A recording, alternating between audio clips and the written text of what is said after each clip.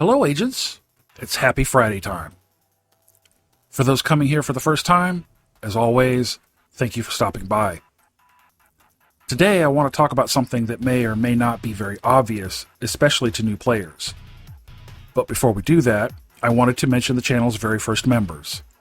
Members, subscribers, they're both a huge reason for this channel's overnight growth. I will never be able to thank you all enough. If you're interested in becoming a member and want to see your name on this wall, check out the membership tab. Okay, let's do it.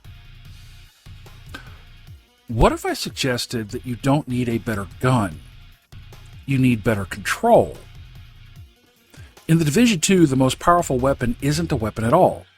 It's status effects. Burn, bleed, blind, shock, foam. These aren't just visuals.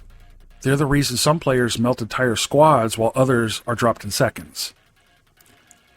Today we're breaking down why status effects are so strong and how they enhance your raw DPS, how to build around them, and which weapons and gear amplify them the most.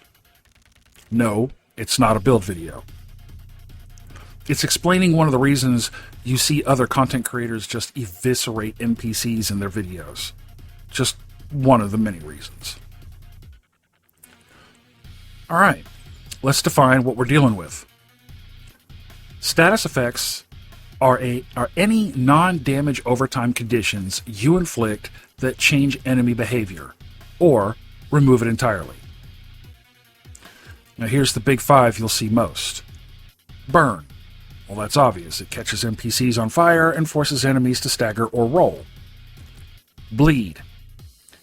Applies damage to target and allows enemies to slow down. Shock. Well, it roots targets in place and disables skills. Allegedly. I can't tell you how many times I've shocked an NPC with my St. Elmos and they slide across the screen while being electrocuted. Weirdest friggin' visual I've seen. Blind. Stops enemies from targeting, moving, and tracking, and oftentimes makes them step out of cover waving around.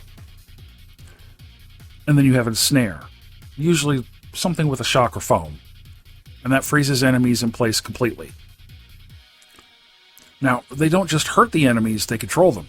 A burning sniper can't snipe, a shocked drone controller can't launch anything, a foamed rusher is now a punching bag.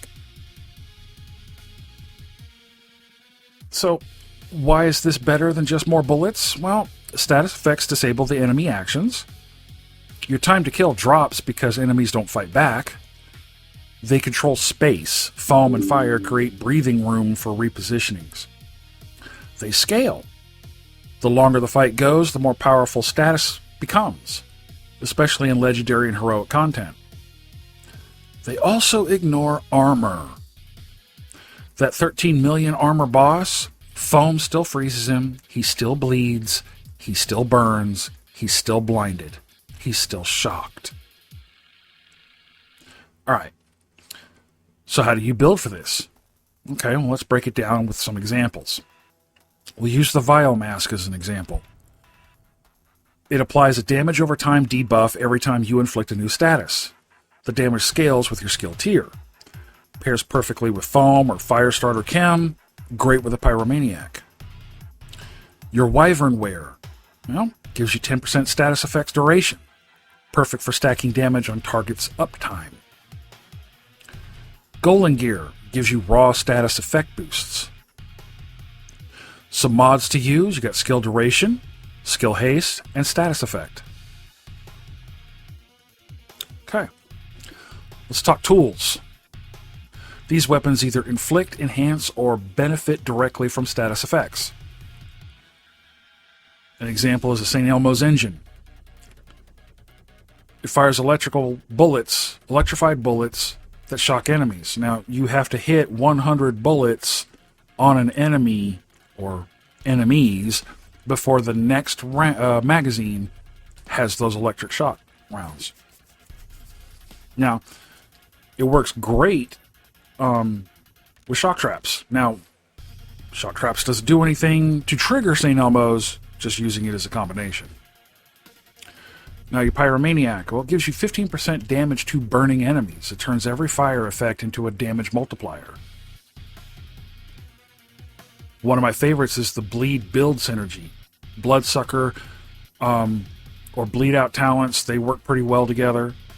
Ongoing Directive, Ridgeway's Pride, Saddest talent, a Wicked talent, and a Stinger Hive. That is a dirty combo. There's even shotguns and SMGs with status effects and talents that hit hard when a status effect is currently ongoing. So keep that in mind. Now, some combos that lock down the map. Well, you got your Firestarter Chem, an Oxidizer, a Vial Mask. Kill an NPC with a status effect and then watch the effect spread to other NPCs. Now, don't just spam. Learn enemy patrol routes. Trigger status before they engage, not during. If you're soloing missions, especially control points or bounties, status is your best friend. Crowd control equals survivability. Foam and burn buys time for heals or reloads. Status effects can interrupt grenadiers, shut down engineers, or stop rushers cold. Solo status builds don't just survive, they style on the AI. And yes, the AI uses status against you as well. And here's how to deal with it. You got a burning cleaner, prioritize tanks and grenade users. Hit those weak points. Your riot foam rushers, kill them before they round corners. Hit their weak point, freeze them in place. Use shock traps, keep distance, and shoot from cover. If they're controlling you, it's because you let them. Learn their timing, then flip the script. So the next time you think you need more damage or a better exotic, ask yourself if you're really controlling the battlefield.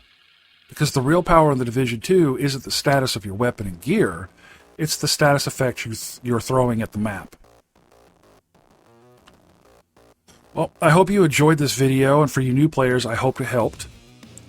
I strongly encourage you to try status effects, skill build, or DPS builds. It really does help out a lot.